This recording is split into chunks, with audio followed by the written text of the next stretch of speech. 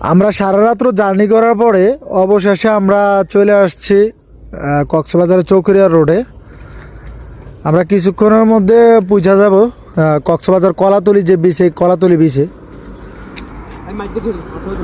খুবই সুন্দর একটি পরিবেশ, দুই সাইড দিয়ে হচ্ছে বাগান, শাল বাগান, আর মাঝখান দিয়ে হচ্ছে রোডটা। খুবই মনোরম একটি পরিবেশ। আসমানে যাইও না রে বন্ধু, ধরতে পারবো না তোমায়।